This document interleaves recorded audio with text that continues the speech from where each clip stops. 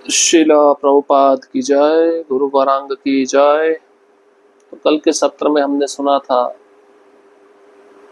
नारद जी जब उस राजा के पास में पहुंचते हैं जो दक्षिण भारत में रहता है, जिसके राज्य में बहुत सारे मंदिर हैं, जिसके राज्य के लोग भगवान के भक्त हैं। तो वह राजा जब नारद मुनि के मुख से अपना गुणगान सुनता है तो वह कहता है कि मैं कृष्ण का असली कृपा का पात्र नहीं हूँ। कृष्ण के असली कृपा पात्र तो देवता हैं और देवताओं में भी प्रमुख देवराज इंद्र हैं। तो इंद्र को कैसे भगवान उपेंद्र की कृपा प्राप्त होती है, कैसे उपेंद्र वामन भगवान इंद्र की रक्षा करते हैं, कैसे उनके छोटे भाई बनते हैं। जब इस बात को सुनते हैं नारद मुनि उस राजा के मुख से, तो नारद मुनि देवताओं के पास पहुंच जाते हैं। वहां पे भगवान नारायण का वे स्वयं दर्शन करते हैं और देवराज इंद्र का गुणगान करते हैं। अब देवराज इंद्र का गुणगान करने पर देवराज इंद्र की क्या प्रतिक्रिया होती है उसको हम सुनेंगे। देव सभा में नारद मुनि के बारंबार गुणगान से इंद्र का मुख लज्जा से लाल हो उठा।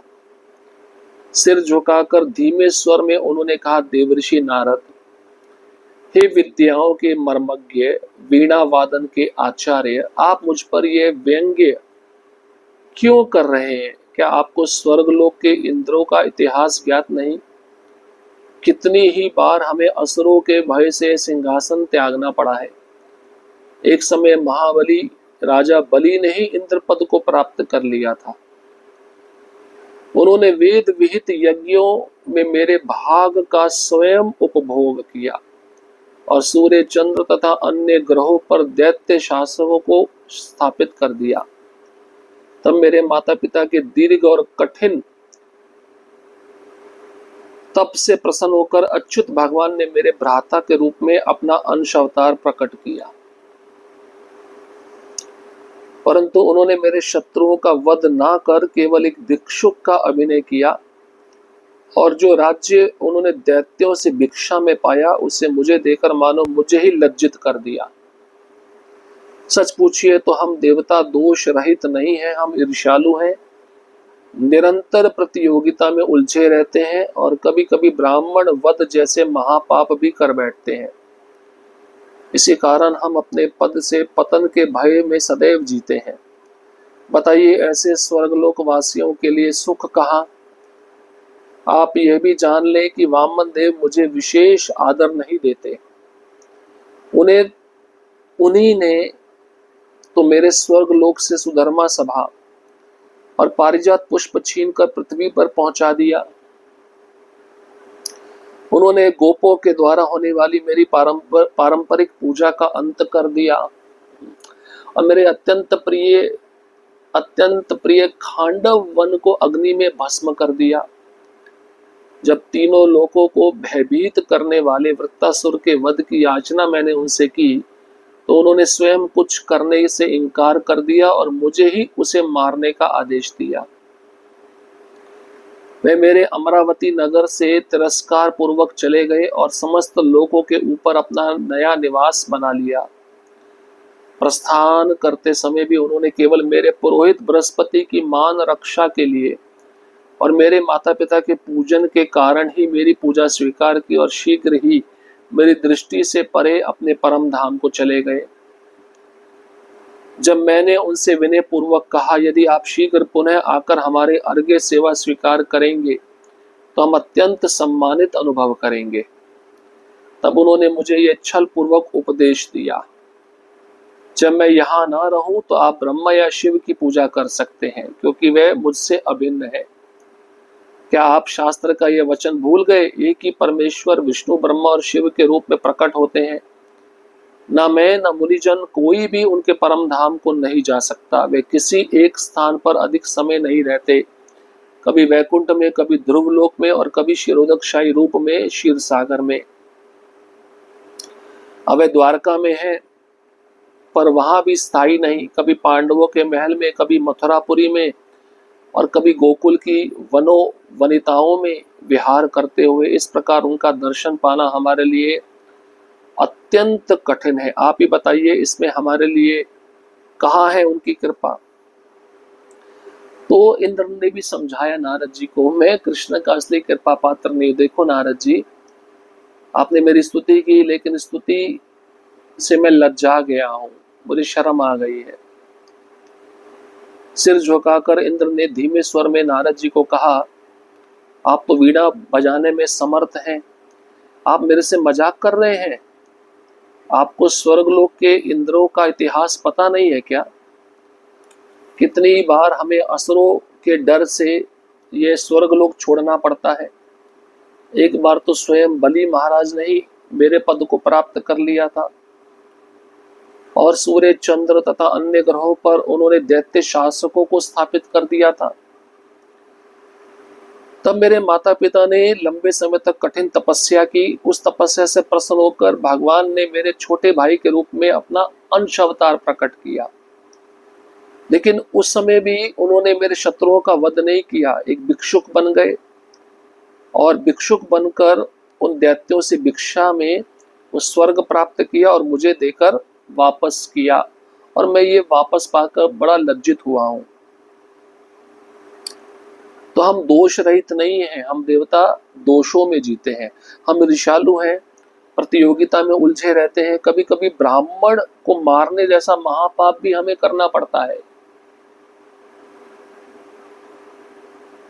इसी कारण हम अपने पद के पतन के डर में सदैव जीते हैं। तो स्वर्गलोक वासियों के लिए सुख कहाँ है? और आप कह रहे हैं ना, वामन देव जी मुझे आदर देते, वामन देव मुझे आदर नहीं देते। उन्होंने ही स्वर्गलोक से सुधर्मा सभा पारिजात वृक्ष को उखाड़ कर पृथ्वी पर पहुंचा दिया। अब गोपों के द्वारा मेरी पूजा होती थी, उस पारंपरिक पूजा को रुकवा दिया। गोवर्धन लीला। मेरे प्रिय खांडव वन को अग्नि में भस्म करा दिया, और वृत्तासुर का वध करने की याचना से जब मैं उनके पास में गया तो उन्होंने इनकार कर दिया और कहा कि तुम ही उसको मारो। तो इस प्रकार से भगवान कृष्ण के हम असली कृपा के पात्र नहीं हैं। हे ब्राह्मण, हे ब्रह्मपुत्र श्रेष्ठ, जान लीजिए आपके पिता ही वस्तुतः भगवान श्री कृष्ण की अनुग्रह प्राप्ति के पात्र हैं। तो अब इंद्र कह रहे, मैं कृष्ण का अनुग्रह प्राप्त करने का पात्र नहीं हूं, आपके पिता ब्रह्मा जी हैं। वे स्वयं भगवान नारायण के पुत्र हैं, लक्ष्मीपति के अंश हैं। उनके एक दिन में जो 1,000 चतुर्युगों के बराबर होता है, 14 मनु होते हैं, और अनेक इंद्र उत्पन्न होते हैं। उनकी रात भी उनके दिन के समान ही होती है। ऐसे 360 दिन रात्रियों का एक वर्ष, और ऐसे 100 वर्षों की उनकी आयु, यही स्मृति शास्त्र का वर्णन है। वे ही सामान्य जीवों और ग्रहाधिपति देवताओं की सृष्टि करते हैं, और उन्हें उनके उनके कार्य क्षेत्र प्रदान करते हैं, उनकी रक्षा करते हैं, उनके कर्मों के अनुसार फल देते हैं, और उनकी रात्रि के आगमन पर सबको संहार करके पुनः अपने में लीन कर लेते हैं। स्वर्गलोक में इंद्र के मुख से ब्रह्मा जी की महिमा के असंख्य कारण सुनाने के पश्चात नारद मुनि के मन में तीव्र जिज्ञासा जागी। इंद्र के शब्दों में जो आदर और भाव था, वह मानो ब्रह्मलोक की ओर मार्गदर्शन कर रहा था। उन्होंने मन ही मन कहा, ओह अद्भुत है ये चर्चा, अब स्वयं ब्रह्मा जी के चरणों में जा उनकी महिमा का अनुभव करना चाहिए। इंद्र ने कहा, हे देवऋषि, सहस्त्रमुख महापुरुष अवतार स्वयं ब्रह्मलोक में निवास करते हैं। वे अनगिनत यज्ञ भोग का आस्वादन करते हुए समस्त लोगों को दिव्य आनंद प्रदान करते हैं। इस प्रकार मैंने सहस्त्र कारण बताए हैं कि क्यों ब्रह्मा भगवान श्री कृष्ण की कृपा के विशेष पात्र हैं। और क्या कहूं, ब्रह्मा स्वयं श्री कृष्ण के ही एक शक्ति विशेष, एक अधिकारावतार है। यह तथ्य श्रुति और स्मृति दोनों में गाया गया है। तो अब नारद जी इंद्र के मुख से अपने पिता ब्रह्मा का गुणगान सुन रहे हैं। तो देवराज इंद्र कहते हैं, मैं कृष्ण की असली कृपा का पात्र नहीं हूं। देखा जाए तो आपके पिता वस्तुतः भगवान श्री कृष्ण की अनुग्रह प्राप्ति के पात्र हैं। वे स्वयं भगवान नारायण के पुत्र हैं, लक्ष्मीपति के अंश हैं और उनकी आयु का वर्णन कर रहे हैं इंद्र। उनके एक दिन में 14 मनु होते हैं और अनेक इंद्र उत्पन्न होते हैं। उनके दिन के समान उनकी रात्रि भी है। तो ऐसे वे 100 वर्षों तक जीते हैं। वही देवताओं की सृष्टि करते हैं, देवताओं को उनके उनके कार्य क्षेत्र प्रदान करते हैं, उनकी रक्षा करते हैं और देवताओं को उनके कर्मों के अनुसार फल भी देते हैं। और जैसे ब्रह्मा जी की रात्रि आती है, सबको संहार करके वे सो जाते हैं, पुनः अपने में लीन कर लेते हैं। तो स्वर्ग लोक में इंद्र के मुख से ब्रह्मा जी की महिमा के असंख्य कारण नारद मुनि जी ने सुने और उनके मन में तीव्र जिज्ञासा हुई, क्योंकि इंद्र जी जो गुणगान कर रहे थे बड़े आदर और भाव से कर रहे थे। अब नारद जी ने सोचा ये तो बहुत अद्भुत चर्चा है, अब स्वयं ब्रह्मा जी के पास में जाकर उनका महिमा का अनुभव हमें करना चाहिए। इंद्र ने कहा, हे देवऋषि नारद, यहाँ तक कि महापुरुष अवतार भी ब्रह्मलोक में रहते हैं, अनगिनत यज्ञ भोग का आस्वादन वे करते हैं। सहस्त्र कारण मैंने आपको बताए हैं। ब्रह्मा जी क्यों कृष्ण के असली कृपा पात्र हैं, और क्या कहूं। इंद्र के ये वचन सुनकर नारद मुनि ने साधु साधु कहकर वीणा उठाई और तीव्र वेग से ब्रह्मलोक की ओर प्रस्थान किया। उस समय भगवान ने यज्ञ करने वालों को इच्छित वरदान देकर अपने शयन कक्ष में प्रवेश किया और लक्ष्मी जी के चरण स्पर्श एवं स्नेहिल सेवा से संतुष्ट होकर सुखपूर्वक निद्रा में चले गए। ब्रह्मा जी ने अपने पुत्रों रूपी ऋषियों को यज्ञ कार्य में प्रवृत्त होने का आदेश दिया और फिर सृष्टि व्यवस्था के दायित्वों का निर्वाह करने के लिए अपने दिव्य लोक में लौट गए। दिव्य आसन पर विराजमान होकर ब्रह्मा जी भगवान की महिमा का गान सुनने में तल्लीन हो गए। भगवान के स्मरण से उनके 8 नेत्रों से प्रेमाश्रु बहने लगे। तभी नारद मुनि वहां पहुंचे। उन्होंने देखा कि उनके पिता अनंत ऐश्वर्यों से सेवित हो रहे हैं। भाव विभोर होकर नारद मुनि दंडवत लेट गए और बोले, आप निस्संदेह भगवान हरि की कृपा के परम पात्र हैं। आप प्रजापतियों के अधिपति और समस्त जीवों के पितामह हैं। आप ही 14 लोकों की सृष्टि, पालन और संहार करने वाले हैं। आप शाश्वत रूप से ब्रह्मांड के स्वामी हैं, जिन्हें स्वयंभू कहा जाता है। आपके 4 मुखों से प्रकट वेद, पुराण और जीवन लक्ष्य को प्रकट करने वाले अन्य शास्त्र आपकी सभा में ही स्थित रहते हैं। जो महर्षि कामादि दोषों से रहित होकर 100 जन्मों तक निर्दोष रूप से अपने कर्तव्य का पालन करते हुए आपके लोक को प्राप्त होते हैं। हे पिताश्री, इस ब्रह्मांड में आपके धाम से श्रेष्ठ कोई स्थान नहीं। यहाँ तक कि भगवान नारायण का वैकुंठ धाम भी आपके क्षेत्र के भीतर स्थित है। भगवान स्वयं महापुरुष रूप में यहाँ निवास करते हैं, यज्ञ भोग का सेवन करते हैं और यजमानों को उनके यज्ञों के फल प्रदान करते हैं। स्मरण कीजिए, आपने आरंभ में भगवान की खोज में महान प्रयास किया था, पर उन्हें ना पा सके। फिर कठोर तपस्या के द्वारा एक क्षण के लिए आपने उन्हें अपने हृदय में दर्शन किया। वास्तव में आप भगवान श्री कृष्ण के अत्यंत प्रिय हैं।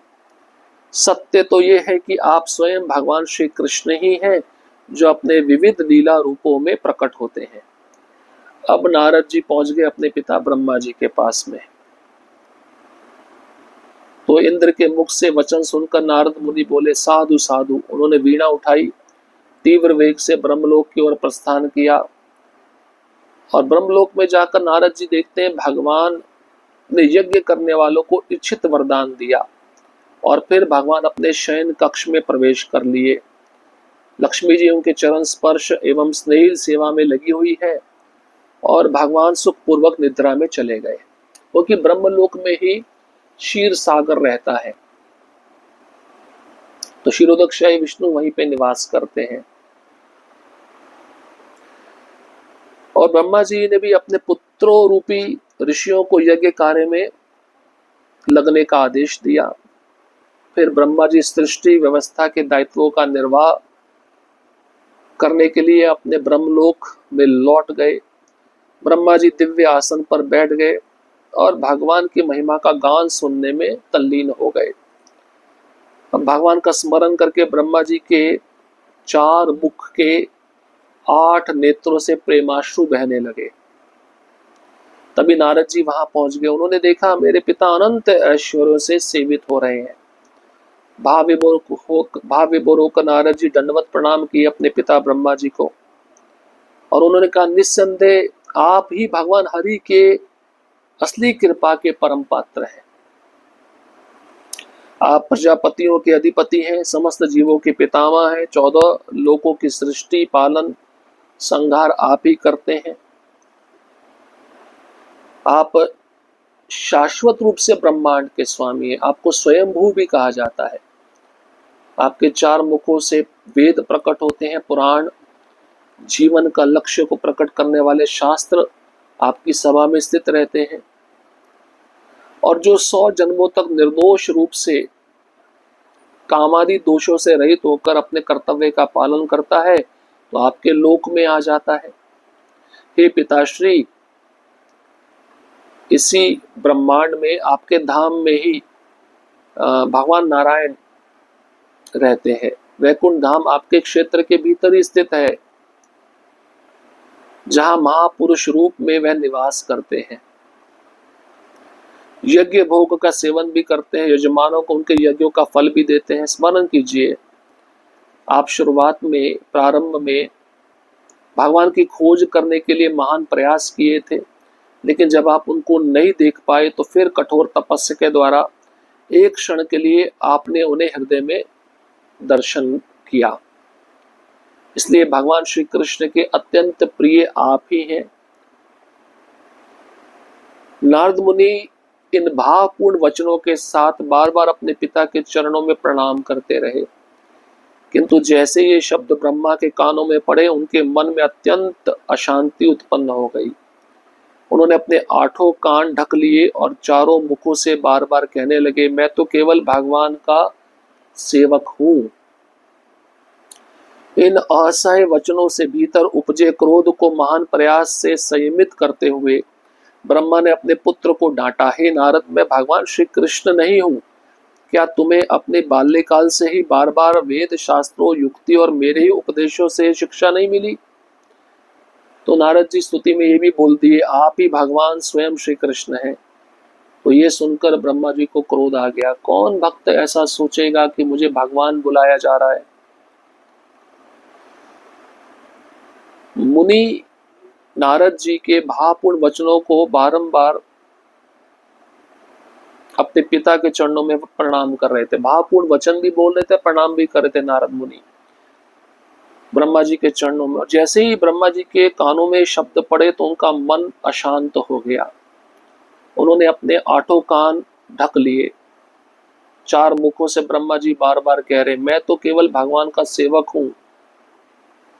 ये असह्य वचन जो तुमने बोले हैं, मेरे अंदर क्रोध उत्पन्न हुआ, लेकिन फिर भी मैंने क्रोध को संयमित करके तुम्हें मैं डांट रहा हूं और बोल रहा हूं, मैं भगवान श्री कृष्ण नहीं हूं। क्या तुम्हें अपने बाल्यकाल से मैंने ये शिक्षा प्रदान की है? बार बार मैंने तुमको वेद पढ़ाए, शास्त्र पढ़ाए, युक्ति पढ़ाई। मेरे उपदेश से तुमको ये शिक्षा मिली कि मैं भगवान स्वयं श्री कृष्ण हूं। ये तुम क्या कह रहे हो? तो नारद जी की कैसी प्रतिक्रिया होगी? ब्रह्मलोक के शांत सुवर्ण दीप्त सभा मंडप में जब नारद मुनि ने आदर पूर्वक अपने पिता के श्री चरणों में प्रणाम किया, तब ब्रह्मा के कमलवत मुखमंडल पर एक गंभीर किंचित उदास छाया उतर आई। उनकी दृष्टि दूर किसी अदृश्य स्मृति में खो गई और फिर वे मंद किंतु गूढ़ भाव से बोले, वत्स नारद, जिसकी अद्भुत शक्ति महामाया है, वही भगवान श्री कृष्ण मेरे स्वामी है। मेरे नेत्रों में वह महामाया मात्र एक दासी है जो प्रकृति के 3 गुणों का प्रयोग कर इस समस्त भौतिक ब्रह्मांड की रचना, पालन और संहार करती है। हम सब उसी महामाया के मोह पाश में बंधे हुए हैं, उसके वश में पूर्णतया स्थिर है। अतः समझ लो कि मुझको श्री कृष्ण की कृपा का अंश मात्र भी प्राप्त नहीं है। तो नारद जी अपने पिता ब्रह्मा जी के मुख से सुनते हैं कि ये जो अद्भुत शक्ति महामाया का तुमने वर्णन किया है ना, यही वही भगवान श्री कृष्ण मेरे स्वामी है, जिनके नेत्रों में ये महामाया मात्र एक दासी है और प्रकृति के 3 गुणों के कारण ही समस्त ब्रह्मांड की रचना, पालन और संहार होता है। और हम सब उसी महामाया के मोह पाश में बंधे हुए हैं, उसके वश में पूर्णतया स्थिर है। समझ लो कि भगवान श्री कृष्ण की कृपा का अंश मात्र भी मुझे प्राप्त नहीं है। भगवान श्री कृष्ण का कृपा पात्र तो कोई और है, और वो कौन है कृपा पात्र, ब्रह्मा जी नारद जी को बताएंगे। उसको हम अगले सत्र में श्रवण करेंगे। हरे कृष्णा कृष्ण कृष्णा हरे हरे, हरे राम राम राम हरे हरे। श्रील प्रभुपाद की जय, गुरु गौरांग की जय।